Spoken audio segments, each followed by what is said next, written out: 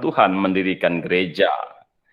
Jadi kita akan melihat apa tujuan Tuhan mendirikan gereja. Karena kita tahu bahwa di Alkitab Tuhan bilang, aku akan mendirikan jemaatku dan alam maut pun tidak akan menguasainya. Jadi Tuhan punya program untuk mendirikan jemaatnya, dan malam hari ini kita akan melihat apa tujuannya Tuhan mendirikan gereja. Tapi sebelumnya mari kita berdoa terlebih dahulu, minta hikmat Tuhan untuk kita bisa memahami firman Tuhan di malam hari ini. Baik, saya akan pimpin kita dalam doa. Bapa kami yang ada dalam kerajaan surga, kami mengucap syukur untuk waktu yang indah di malam hari ini Tuhan. Karena kasih setiamu Tuhan, kami bisa belajar firman-Mu tiap hari Rabu jam 7 malam Tuhan untuk belajar firman-Mu. Kiranya Tuhan beri hikmat dan pengertian bagi kami, agar kami bisa mengerti firman-Mu dengan baik. Terpuji nama-Mu, dalam nama Tuhan Yesus kami berdoa dan mengucap syukur. Amin. Baik, Bapak Ibu, Saudaraku yang dikasihi oleh Tuhan Yesus Kristus, hari ini kita akan membahas tentang tujuan Tuhan mendirikan gereja di muka bumi ini. Ya, karena kita membaca di Alkitab ya, bahwa ketika masa perjanjian lama sudah selesai, ya, maka Tuhan segera masuk di zaman gereja. Ya, jadi masuk di zaman gereja, dan ada janji-janji Tuhan tentang gereja. Ya, bahwa dia bilang, aku akan menyertai gereja, aku akan bersama dengan mereka, dan gereja adalah tubuh Tuhan. Nah, dan Tuhan tentu punya tujuan untuk mendirikan gereja. Nah, oleh sebab itulah kita katakan bahwa kita penting sekali untuk memahami tujuan Tuhan mendirikan gereja. Jadi, sebagai pelayan Tuhan, sebagai jemaat Tuhan, kita penting mengetahui tujuan gereja itu apa sih. Gitu. Ya, seberapa penting kita bilang itu? Kita bilang penting sekali. Penting yang pertama bagi pemimpin jemaat. Ya, jadi penting bagi pemimpin jemaat untuk mengetahui apa tujuan Tuhan mendirikan gereja di muka bumi ini. Jadi sebagai seorang pemimpin jemaat atau sebagai seorang pelayan Tuhan, hamba Tuhan, mereka harus tahu apa tujuan Tuhan mendirikan gereja. Karena itu penting, supaya apa? Supaya dia bisa mengarahkan gereja atau jemaat yang dia pimpin itu sesuai dengan tujuan Tuhan, sesuai dengan kehendak Tuhan. Kalau misalnya pemimpin gereja tidak memahami ini, atau dia tidak tahu tujuan Tuhan mendirikan gereja, sehingga kadang-kadang dia salah arah, atau justru dia melihat pola atau contoh dari gereja lain. Ya, ada banyak pemimpin-pemimpin gereja yang mereka tidak tahu apa tujuan Tuhan mendirikan gereja, sehingga yang mereka lakukan adalah mereka lihat gereja A, gereja B, gereja C. Kenapa dia besar? Kenapa dia berkembang? Oh, gara-gara dia bikin misalnya FA, Family Afar. Jadi dia juga ikut juga. Oh, gara-gara dia misalnya di sana ada undang artis. Oh, dia coba undang artis juga. Oh, di sana gara-gara musiknya seperti itu, disukai anak muda. Mereka juga bikin seperti itu juga. Jadi, seorang pemimpin yang tidak tahu tujuan Tuhan mendirikan gereja, maka bisa jadi dia akan melihat pola-pola gereja lain, ya, tanpa dia melihat pola Alkitab, sehingga dia ambil pola itu masuk di dalam gereja dia. Kenapa? Karena seorang pemimpin tidak tahu bagaimana tujuan Tuhan mendirikan gereja. Yang pertama. Jadi kita bilang penting sekali agar seorang pemimpin tahu dan dia bisa mengarahkan gereja atau jemaat ke arah yang Tuhan inginkan. Itu yang pertama. Yang kedua, kita bilang bahwa mengetahui tentang tujuan gereja bukan hanya penting bagi jemaat, itu juga penting, bukan hanya penting bagi pemimpin jemaat, itu juga penting bagi jemaat. Jadi kita sebagai jemaat penting juga mengetahui apa tujuan Tuhan mendirikan gereja. Nah, penting untuk apa? Penting yang pertama adalah supaya kita selaku jemaat, selaku orang yang ada dalam sebuah jemaat lokal, kita tahu apa tujuan Tuhan mendirikan gereja ini, sehingga kita bisa aktif di dalamnya, ya, bersama-sama dengan jemaat lain, bersama-sama dengan gembala kita atau pemimpin jemaat kita, untuk bisa mencapai tujuan itu. Jadi kita bisa memposisikan diri, saya sebagai jemaat. Nah, apa tujuan Tuhan mendirikan gereja? Apa yang saya bisa lakukan untuk mencapai tujuan itu? Ya, jadi apa yang saya bisa lakukan untuk mencapai tujuan itu? Apa peran saya?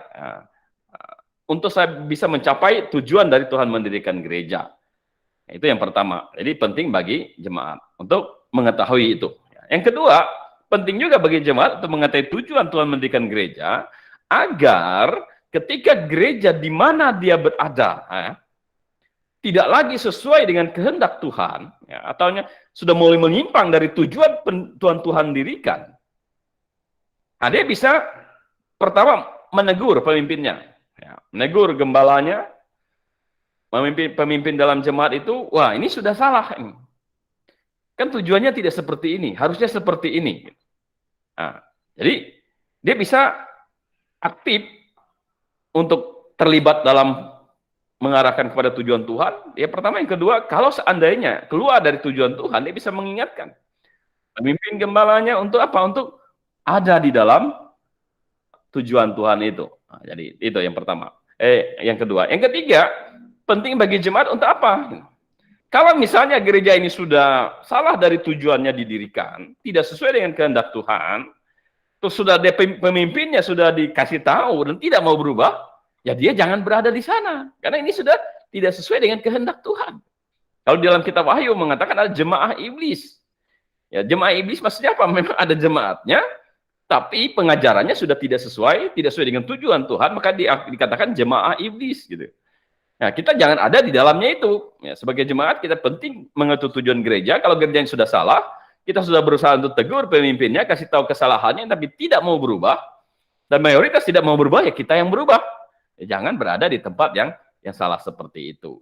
Nah, banyak hari ini orang Kristen gitu kan, dia tidak peduli akan hal ini, bahkan dia tidak tahu hal ini, dia tidak tahu tujuan gereja itu berdiri untuk apa, sehingga yang bisa dia lakukan adalah kalau hari Minggu dia datang kebaktian, bernyanyi, berdoa, ya, itu renungan firman Tuhan, kasih persembahan, amin, pulang, ya sudah, itu tugas dia.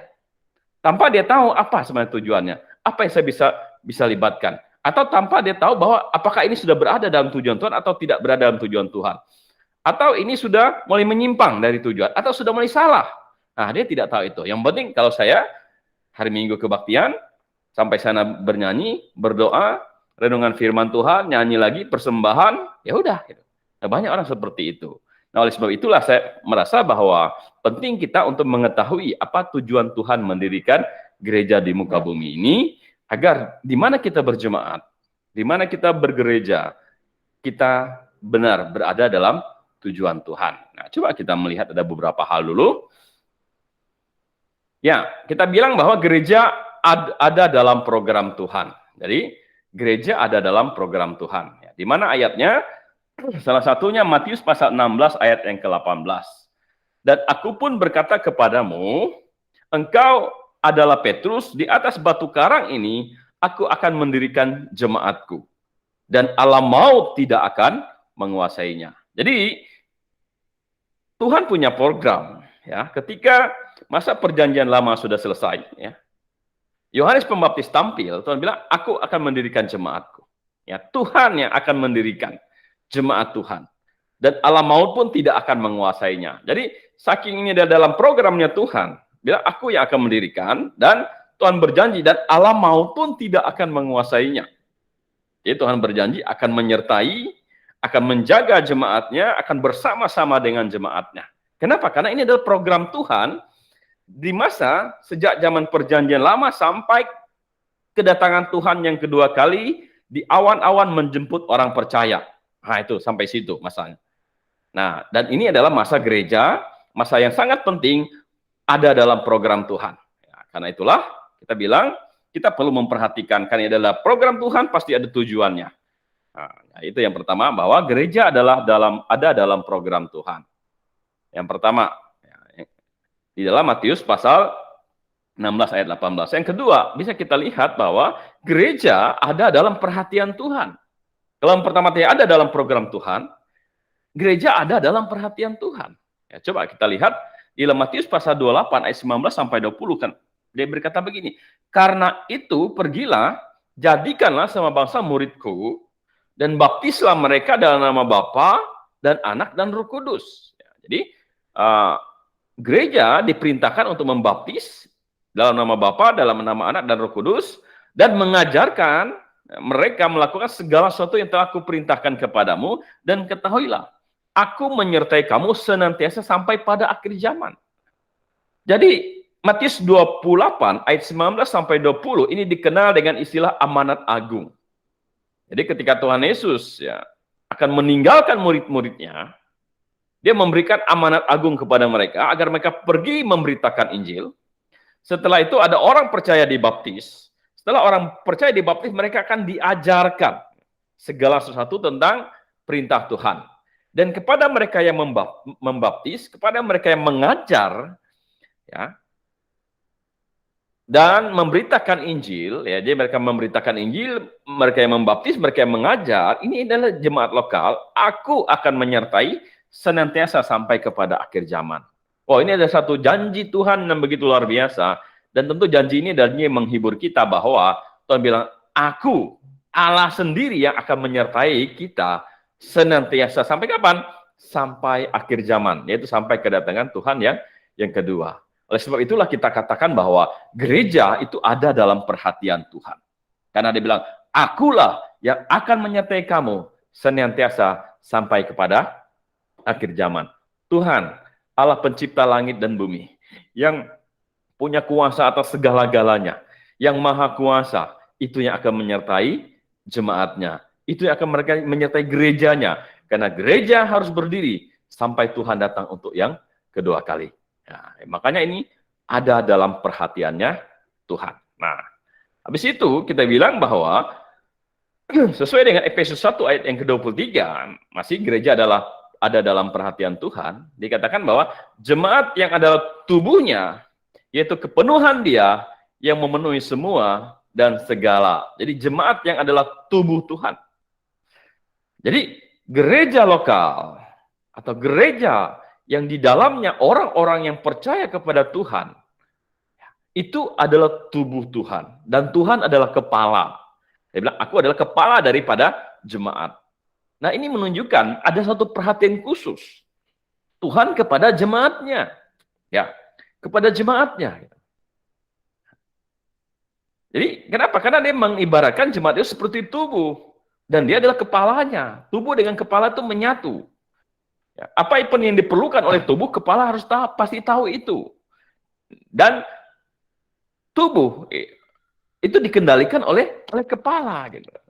Nah, di mana ada orang yang sehat, orang yang normal, yang dia tidak memperhatikan tubuhnya. Ya. Dia pasti akan memperhatikan tubuhnya, menjaga dan merawatnya. Demikian juga konsep Tuhan, ketika dia bilang jemaat yang ada tubuhnya, berarti jemaat itu bersatu dengan Tuhan. Dan Tuhan pasti akan menjaga, Tuhan akan merawatnya, gitu kan. Tuhan akan memperhatikan jemaatnya. Nah, sebab itulah kita bilang bahwa gereja sekarang ini ada dalam program Tuhan dan ada dalam perhatian Tuhan. Sampai-sampai dia menggambarkan jemaat yang adalah tubuhnya. Gereja lokal adalah tubuh Tuhan. Nah, terus kita baca lagi, ada satu ayat di dalam Kisah Para Rasul pasal yang ke-9, ayat 4 sampai ayat 5, itu ketika Paulus ya, dia ke Damsyik ya, untuk menganiaya orang-orang percaya atau orang-orang Kristen pada waktu itu. Nah, tiba-tiba dalam perjalanan ada suara yang berkata, Saulus, Saulus, mengapa engkau menganiaya aku? Ya, dia rebah ke tanah dan terdengar olehnya suatu suara yang berkata kepadanya, Saulus, Saulus, mengapa engkau menganiaya aku? Saulus bingung, ini siapa? Siapa Tuhan? Gitu. Siapa aku yang menganiaya Tuhan? Gitu. Tuhan bilang apa? Jawab, Saulus, siapakah engkau Tuhan? Katanya, akulah Yesus yang kau aniaya itu. Nah, Bapak Ibu, saudaraku yang dikasih oleh Tuhan Yesus Kristus, yang kita baca di Alkitab adalah Rasul Paulus, waktu itu namanya masih Saulus, sebelum dia menjadi Paulus, dia masih ahli Taurat, ya. Dia menganiaya orang-orang pengikut Kristus, orang-orang Kristen pengikut Kristus. Gitu. Nah, salah satu Stefanus yang diizinkan untuk dihukum mati. Gitu. Sebenarnya siapa yang dianiaya? Yang dianiaya adalah jemaat Tuhan, orang-orang percaya kepada Yesus Kristus. Gitu. Tetapi apa yang Tuhan katakan? Saulus, Saulus, mengapa engkau menganiaya aku? Menganiaya jemaat itu sama dengan kamu menganiaya aku, kata Tuhan. Jawab Saulus, siapakah engkau Tuhan? Katanya, akulah Yesus yang kau aniaya itu. Jadi di mata Tuhan menganiaya jemaat sama dengan menganiaya Tuhan. Karena jemaat adalah milik Tuhan. ada dalam perhatian Tuhan, ada dalam lindungan Tuhan, ada dalam jaga Tuhan. Jemaat adalah tubuh Tuhan. Nah, dari sini kita melihat bahwa gereja ada dalam perhatian Tuhan. Tuhan memiliki suatu perhatian khusus kepada jemaatnya, kepada gerejanya, kepada orang-orang percaya yang ada di dalamnya. Karena itulah, karena begitu besar perhatian Tuhan, begitu besar janji Tuhan, ya, akan jemaatnya, begitu besar perhatian Tuhan, dan programnya bagi jemaatnya, sebagai orang-orang yang sudah diselamatkan, yang sudah percaya kepada Tuhan, kita harus tahu apa tujuan Tuhan mendirikan jemaat. Nah, baik sebagai pemimpin jemaat maupun sebagai jemaat, kita harus tahu itu. Ya. Sebab itu, kita melihat di Alkitab, hal yang pertama, tujuan Tuhan mendirikan gereja adalah sebagai wadah penyelamatan. Ya, coba kita lihat di Matius pasal 28 ayat 19 sampai 20 yang sudah kita baca tadi. Dan karena itu pergilah, jadikanlah semua bangsa muridku, dan baptislah mereka dalam nama Bapa dan Anak dan Roh Kudus, dan ajarlah mereka melakukan segala sesuatu yang telah kuperintahkan kepadamu, dan ketahuilah aku menyertai kamu senantiasa sampai kepada akhir zaman. Nah, Bapak Ibu Saudaraku yang dikasihi oleh Tuhan Yesus Kristus, amanat agung ini memperintahkan orang untuk pergi memberitakan Injil supaya mereka bisa diselamatkan. Ya. Dan setelah diselamatkan mereka dibaptis, ya, diajarkan dalam sebuah jemaat. Ya. Jadi poin pertama kita mengatakan bahwa ketika amanat agung disampaikan, Tuhan bilang supaya jemaat dijadikan wadah untuk penyelamatan. Wadah untuk penyelamatan maksudnya apa? Maksudnya adalah dengan adanya jemaat itu, gereja itu, berita Injil harus disampaikan. Karena apa? Karena jemaat wadah pemberita penyelamatan untuk memberitakan kabar bahwa ada keselamatan di dalam diri Yesus Kristus. Untuk memberitakan kabar bahwa semua manusia adalah manusia berdosa, dan orang berdosa ini harus dihukum di neraka. Allah Maha Kasih, Allah juga adalah Maha Adil. Allah yang Maha Kasih berkata, ingin semua manusia jangan ada yang binasa, melainkan supaya semua manusia diselamatkan. Tapi Allah yang Maha Adil bilang, dosa harus dihukum. Dan semua orang berdosa harus dihukum. Nah, dan Yesus Kristus menjadi pengganti ya, manusia, ya, dia dihukum di atas kayu salib, ya, sehingga hukuman keadilan Allah dijalankan, dan dengan dihukumnya Yesus Kristus di atas kayu salib, ada jalan keselamatan kepada mereka yang mau percaya kepada Dia. Nah, ini harus disampaikan oleh jemaat gereja. Kenapa? Karena gereja sebagai wadah penyelamatan. Gereja bukan untuk wadah entertain, bukan wadah untuk kayak misalnya membuat orang terhibur, ya, kayak panggung yang membuat orang terhibur, bukan. Alkitab mengatakan gereja adalah wadah penyelamatan. Karena gereja adalah wadah penyelamatan, maka apa yang terpenting dari sebuah jemaat itu? Apa yang terpenting dari sebuah gereja itu? Nah, ini yang kita harus tahu. Karena kita bilang gereja sebagai wadah penyelamatan. Kalau gereja sebagai wadah penyelamatan, apa yang terpenting dari semua gereja itu?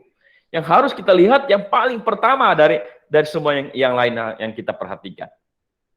Ada orang menganggap, oh kalau misalnya yang penting itu orang di dalamnya ramah. Wah. Ada yang bilang, oh yang penting gedungnya bagus. Oh yang penting saya disambut dengan baik. Gitu. Atau yang penting AC-nya dingin, atau yang penting dekat dengan rumah, atau dan sebagainya. Itu yang tidak. Alkitab berkata, gereja sebagai wadah penyelamatan. Maka yang paling penting dari sebuah gereja itu apa? Yang paling terpenting adalah gereja tersebut harus memiliki namanya Injil yang benar. Injil yang benar. Nah, di beberapa waktu lalu, ketika kita membahas tentang doktrin keselamatan, Injil yang benar itu maksudnya apa? Maksudnya Injil yang tidak ditambah maupun tidak dikurang. Yaitu Injil yang memberitakan bahwa semua manusia berdosa Kalau dia mau bertobat dan percaya, menerima Yesus sebagai Tuhan dan Juru Selamatnya, dengan hati dia percaya dan dengan mulut mengaku, maka pada waktu itulah dosa dia dulu, dosa dia sekarang, sampai dosa dia yang terakhir, semua sudah ditanggung oleh Tuhan. Kalau dia mati, masih di dalam iman kepada Yesus Kristus, maka dia diselamatkan. Tidak perlu ditambah apapun juga. Ya. Tidak perlu ditambah dengan perbuatan baik. Tidak perlu ditambah dengan misalnya rajin ibadah dan sebagainya. Tidak perlu. Apakah rajin ibadah itu penting? Ya. Tetapi bukan untuk keselamatan, tapi setelah kita diselamatkan. Nah, jadi itu ya. Jadi Injilnya harus benar. Kenapa? Karena gereja tanpa memiliki Injil benar, maka Injilnya menjadi Injil yang salah. Ya, jadi gereja sebagai wadah penyelamatan, maka berita Injilnya harus berita Injil yang benar. Itu yang pertama. Yang kedua, karena gereja sebagai wadah penyelamatan, maka seharusnya khotbah-khotbah penyampaian firman Tuhan itu harus banyak berbicara tentang bagaimana orang berdosa yang seharusnya dihukum ke neraka bisa diselamatkan dengan cara dia bertobat dan percaya kepada Yesus Kristus. Bapak Ibu Saudaraku yang dikasihi oleh Tuhan Yesus Kristus. Beberapa waktu saya pernah membaca sebuah buku ya. Dan buku itu berkata begini. Itu tentang psikologi. Dunia psikologi berkata begini, kalau misalnya ada anak nakal, maka sebenarnya tidak salah anak ini. Tidak salah anak ini. Kalau dia nakal, bisa jadi lingkungannya yang salah. Bisa jadi orang tuanya yang salah didik dan sebagainya. Nah, jadi kalau anak nakal bukan salah dia, salah lingkungan, bisa jadi salah orang tuanya atau salah siapa yang mendidik dia. Kita bilang ya ada benarnya, Tetapi di mana salahnya ini? Konsep ini. Salah konsep ini adalah dia tidak berkata bahwa kenapa manusia itu moralnya rusak, kenapa manusia itu bisa kacau, sebenarnya karena dia adalah manusia berdosa. Mau dididik dengan benar pun kadang-kadang orang berdosa masih bisa kacau gitu kan. Nah, sehingga konsep ini mengajarkan kalau kamu mau anak itu baik, jangan salahkan dia. Ya. Bangunkan ini rasa percaya dirinya. Jangan salahkan dia, jangan tunjukkan kesalahan-kesalahan dia, buat dia merasa nyaman dulu. Setelah dia nyaman, baru kamu arahkan dia. Nah, konsep ini akhirnya apa? Dianut oleh gereja, masuk ke dalam gereja. Kalau misalnya ada orang datang dalam jemaat, jangan langsung tegur dia dosa. Dia pasti tidak akan nyaman duduk ketika kamu bilang, tegur dia tentang kesalahannya, ingatkan tentang dosa, tentang penghakiman. Jangan. Khotbahkan yang biasa-biasa saja. Yang hal-hal yang menarik, masalah keuangan, masalah berkat, masalah kesehatan, dan sebagainya. Jangan tegur dosa. Jangan bicara masalah penghakiman, itu mengerikan. Dia tidak mau datang lagi besoknya. Minggu depannya maksudnya. Kenapa? Karena dia tidak bisa nyaman. Gitu. Nah, cari apa yang dia suka. Oh, musiknya dia suka. Gunakan musik itu. Cara khotbah yang sedikit, dia suka yang lucu-lucu, kasih yang lucu-lucu. Ada yang seperti itu. Tapi kita bilang tujuan gereja berdiri adalah wadah penyelamatan. Buat apa dia nyaman? Buat apa dia enak, merasa nyaman, merasa enak di gereja berpuluh-puluh tahun. Tetapi tanpa diberitakan dosa. Gitu. Tanpa diberitakan dosa, tanpa dikasih tahu dia adalah manusia berdosa, harus bertobat, harus menerima Tuhan sebagai Tuhan dan Juru Selamat, baru bisa diselamatkan. Nah, jadi ada begini. Anda bilang, kalau bicara masalah dosa, dia tidak datang lagi. Dia tidak nyaman dan sebagainya. Gitu kan. Nah, kita bilang begini, ada proses bagaimana seseorang itu bisa diselamatkan. Ya. Di dalam Alkitab bilang apa? Bagaimana seseorang bisa, siapa yang berseru kepada nama Tuhan akan diselamatkan. Tetapi, bagaimana dia bisa berseru kalau dia tidak percaya? Bagaimana dia tidak bisa percaya kalau dia tidak mendengar? Bagaimana bisa mendengar kalau tidak ada yang memberitakan? Bagaimana ada orang yang memberitakan kalau tidak ada yang mengutus? Artinya ada orang yang diutus, dia pergi, dia memberitakan. Memberitakan apa? Harus memberitakan tentang pertobatan. Nah, seseorang yang sampai dia bertobat, bagaimana prosesnya? Jadi, seseorang diselamatkan itu, dia merasa diri bersalah, dia bertobat, dan menerima Tuhan sebagai Tuhan dan Juru Selamat. Setelah mengakui dosanya, baru dia bisa diselamatkan. Jadi sebelum diselamatkan, dia harus bertobat dulu. Nah, seseorang bisa bertobat, langkahnya apa? Dia harus menyesali dosanya. Dan seseorang yang sebelum dia menyesali dosanya, langkahnya apa lagi? Sebelumnya, dia harus menyadari dirinya adalah orang berdosa. Ah, ini yang paling penting. Dia menyadari dirinya orang berdosa. Setelah itu dia bertobat. Setelah dia bertobat, baru dia bisa diselamatkan. Jadi buat apa dia berpuluh-puluh tahun di gereja, tidak pernah diberitakan tentang dosa, tentang penghakiman, tentang kebenaran, sehingga dia tidak merasa bertobat, dia merasa nyaman dengan dosa-dosanya, dia merasa nyaman dengan keadaan dia, tanpa dia harus menyadari, oh saya ini salah, saya ini orang berdosa, saya harus menerima Injil, saya harus menerima Yesus Kristus supaya bisa diselamatkan. Nah, jadi saya katakan bahwa gereja sebagai wadah penyelamatan, maka langkah yang pertama yang harus diperhatikan adalah Injilnya harus benar dulu. Dan yang kedua, khotbah-khotbahnya, penyampaian firman Tuhan harus banyak berbicara tentang keselamatan. Berita Injil, manusia berdosa, harus percaya kepada Yesus Kristus agar bisa diselamatkan. Nah, jadi Bapak Ibu Saudara yang dikasih oleh Tuhan, mengapa ini penting?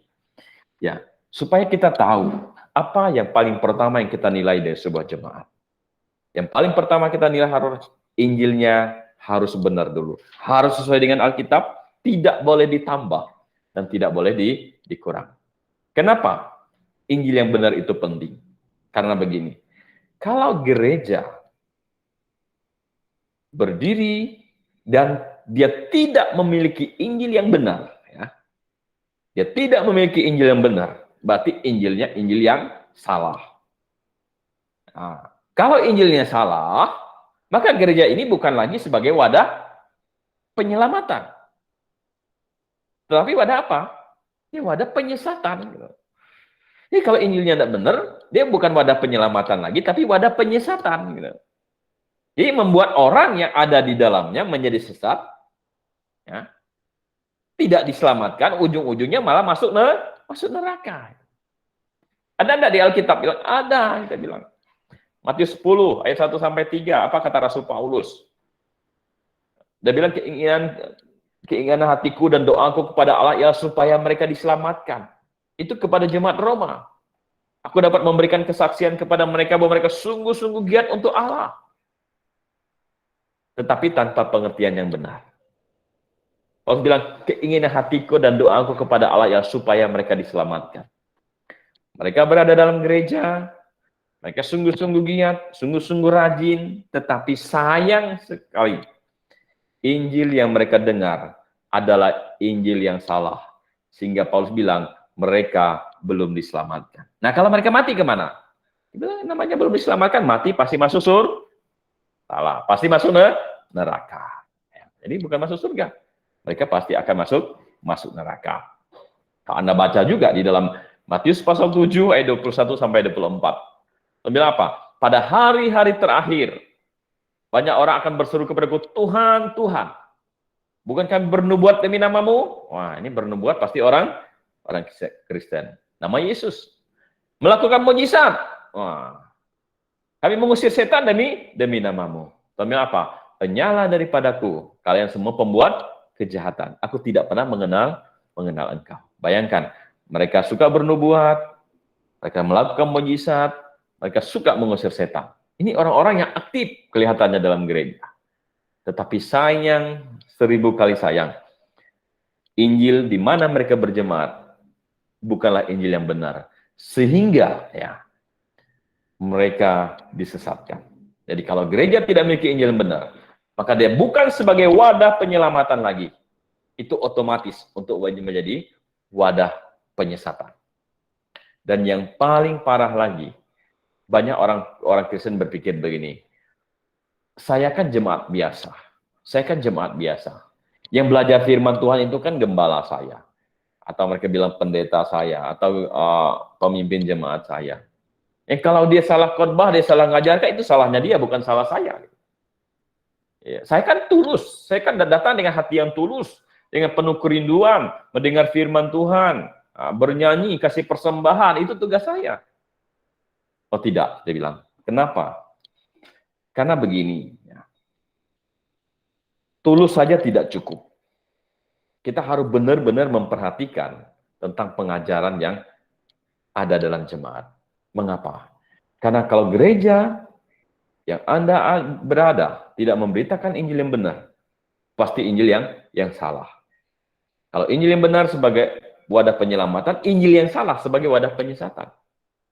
Bayangkan, setiap waktu, setiap tenaga, setiap rupiah yang engkau persembahkan, baik dalam kotak persembahan apapun juga, persembahan persepuluhan mungkin, persembahan biasa, maupun setiap apapun yang kamu sumbang untuk pembangunan gereja itu, Tuhan hitung itu sebagai upaya membantu dalam kesesatan.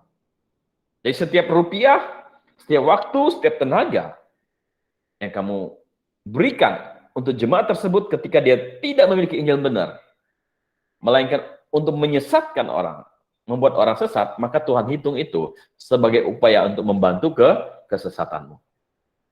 Dengan bahasa sederhananya seperti ini.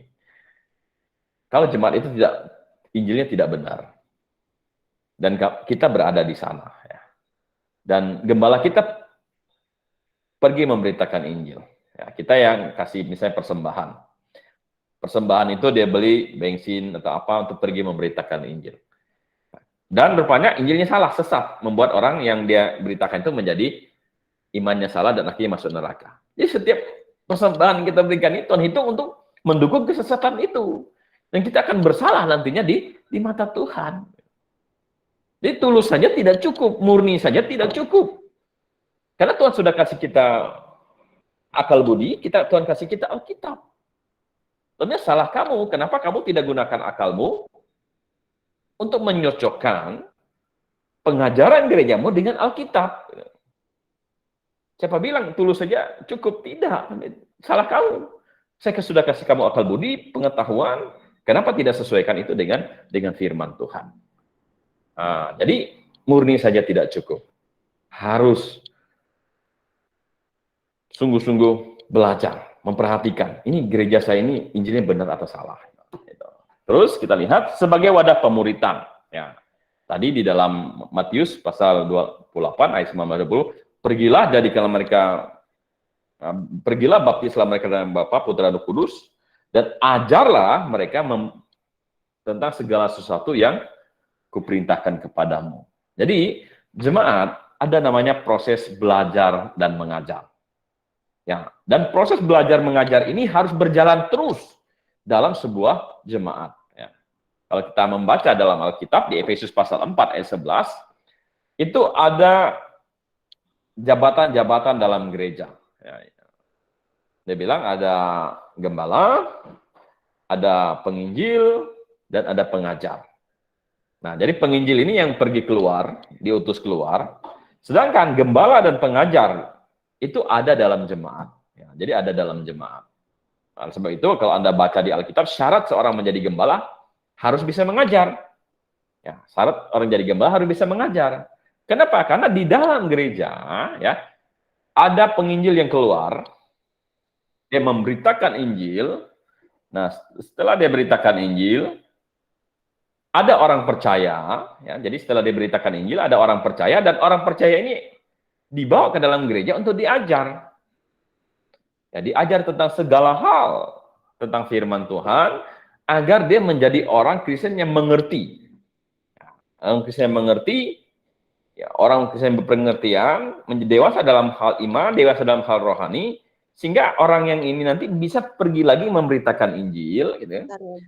Ada orang yang diselamatkan, nah bawa lagi ke gereja, diajar lagi, ya, ada proses belajar mengajar di sana, sehingga dia mengerti lagi, bisa lagi kasih tahu kepada orang lain. Jadi ada proses belajar dan mengajar terus-menerus berjalan dalam sebuah gereja. Salah satu yang kita lakukan di malam hari ini, yaitu kita belajar tentang tujuan Tuhan mendirikan gereja. Ya, karena itu memang harus ada proses belajar dan mengajar. Ya, jadi sebuah gereja. Untuk apa? Nah ini, untuk regenerasi kebenaran. Kalau Anda membaca dalam Alkitab, ketika Rasul Paulus pergi misalnya ke Efesus, dia pergi ke sana, dia dirikan jemaat di sana, dia cari, ini siapa yang cocok untuk mengembalakan mereka di sana. Oh, dia ini lihat ada anak muda namanya Timotius. Ya, diajar, dididik sama dia, akhirnya Timotius menjadi gembala situ. Dia pergi lagi ke tempat lain, gitu kan. Nah, ada orang diselamatkan, bawa mereka ke situ, diajar mereka, dan akhirnya mereka menjadi pelayan di situ. Dia pergi lagi ke tempat lain, sehingga ada regenerasi kebenaran. Lewat apa? Lewat proses belajar dan mengajar di dalam semua gereja. Jadi tujuan gereja ada sebagai wadah pemuritan, ada proses belajar dan mengajar di dalamnya, ya supaya bisa mengerti firman Tuhan. Nah, sebab itu kita harus aktif ya, untuk belajar dan mengajar. Sebagai wadah apa lagi? Sebagai wadah untuk melayani dan mengumpulkan upah. Nah, Bapak Ibu Saudaraku yang dikasihi oleh Tuhan Yesus Kristus, apa tujuan Tuhan mendirikan gereja? Salah satunya adalah sebagai wadah untuk kita melayani dan mengumpulkan upah. Nah, di gereja itulah kita bisa melayani Tuhan ya, dalam berbagai macam bentuk ya. Dalam berbagai macam bentuk kita bisa ambil bagian dalam pelayanan, misalnya dalam bawa renungan firman Tuhan, mimpin pujian, menjalankan persembahan, ya sebagai tim pendoa, mendoakan untuk menjadi apa? Menguatkan satu dengan yang lain, menasehati yang lain, gitu. Itu di tempat kita mengumpulkan upah, mendukung pekerjaan Tuhan. Ya. Sehingga kalau ada orang diselamatkan, nah kita ada ambil bagian di dalamnya. Ya, jadi kita percaya bahwa jemaat lokal itu ada satu tubuh. Dan ketika misalnya ada gembala pergi misalnya memberitakan Injil dan ada orang diselamatkan, upahnya itu tidak hanya didapatkan oleh gembalanya. Ya, kita percaya upahnya itu akan dimiliki oleh seluruh anggota jemaat di sana. Mengapa? Kenapa gembala bisa eksis? Karena ada jemaatnya. Ada jemaat yang mendukung, sehingga dia bisa tetap melayani. Ada orang yang diberitakan, ada orang diselamatkan, semua mendapat upah di dalamnya. Nah, sebab itulah kita bilang bahwa gereja sebagai wadah untuk kita melayani, belajar melayani, dan mengumpulkan sebanyak mungkin upah. Memenangkan jiwa, mendoakan agar jiwa diselamatkan, mendukung pekerjaan misi, agar ada tempat-tempat baru didirikan jemaat Tuhan, ada orang lagi diselamatkan, dan kita mendapat upah dari semuanya itu. Sebabnya saya katakan bahwa kalau Anda sudah diselamatkan, maka adalah kehendak Tuhan untuk menggabungkan diri dalam sebuah jemaat. Karena kalau Anda tidak menggabungkan diri, maka tidak mendapat upah ya, sebagai keanggotaan jemaat. Misalnya ada diselamatkan, atau ada banyak hal yang dikerjakan, nah Tuhan hitung itu sebagai upah dari sebuah jemaat. Melibatkan diri dalam pelayanan. Gereja tempat kita mengumpulkan upah. Ya. Seperti tadi ya, kita mengumpulkan upah lewat gereja. Nah, yang sebagai tiang penopang dan dasar kebenaran. Jadi, gereja sebagai tiang penopang dan dasar kebenaran. Itu ayatnya di 1 Timotius 3 ayat 15. Jadi, jika aku terlambat, sudahlah engkau tahu bagaimana seorang harus hidup sebagai keluarga Allah, yakni jemaat dari Allah yang hidup, tiang penopang dan dasar kebenaran. Jadi jemaat itu sebagai tiang penopang dan dasar kebenaran. Apa itu tiang penopang? Ya, jadi apa itu tiang penopang dan dasar kebenaran? Tiang penopang itu kalau dalam Alkitab lama itu dikatakan suku guru. Suku guru itu kayak tiang, ya tiang utama dalam sebuah bangunan yang menopang bangunan itu. Ya, jadi jemaat itu adalah tiang utama menopang kebenaran. Kenapa? Karena di dalam jemaatlah Tuhan percayakan kebenaran. Jadi di dalam jemaat itulah Tuhan percayakan kebenaran. Ya, kebenaran tentang berita Injil, kebenaran tentang seluruh firman Tuhan. Tuhan tempatkan itu dalam jemaat sebagai tiang. Jadi gambarannya kalau misalnya ada orang kebingungan, kebingungan tentang kebenaran, ini mana yang benar? Saksi Yehova misalnya bilang Yesus bukan Tuhan. Ada yang bilang Yesus dan Bapa itu sebenarnya sama, gitu kan. Ada yang bilang misalnya Yesus itu diangkat ketika dia dibaptis, diangkat menjadi anak. Ada yang bilang dia adalah malaikat atau apa. Ini mana yang benar? Gereja harus bisa memberikan jawaban atas ini, gitu. Atau dikatakan misalnya ini ada percik, ada selam, mana yang benar nih? Kan tidak mungkin dua-duanya benar. Kalau percik benar, selam salah. Kalau selam benar, percik salah. Ini mana yang benar? Gitu. Nah, gereja, jemaat lokal harus bisa memberikan tiang penopang. Jadi dasar kebenaran diletakkan di situ, tiang penopang yang membuat orang terhuyung-huyung itu bisa mantap pegangannya. Oh ya, yang benar misalnya adalah dimasukkan ke dalam air, ya. Dan dengan berbagai macam alasannya. Oh ini alasannya, misalnya baptisan perlu banyak air, ya. Terus praktek pembaptisan yang dalam Alkitab membutuhkan air yang banyak, melambangkan Injil, ya. Mati dikubur dan bangkit, dikubur maksudnya dimasukkan ke dalam. Mas dari bahasanya menunjukkan bahwa itu sudah dimasukkan ke dalam air. Nah, jadi gereja harus bisa memberikan jawaban itu. Agar orang yang terhuyung-huyung menemukan tiang penopang, ya, dia berpegang, ya, pada kebenaran. Nah, jadi kita bilang gereja sebagai tiang penopang dan dasar kebenaran. Kebenaran harus disampaikan. Dan tempat di mana kebenaran itu diletakkan, tempat di mana kebenaran itu diajarkan, tempat kebenaran itu dipraktekkan, itu di dalam sebuah gereja.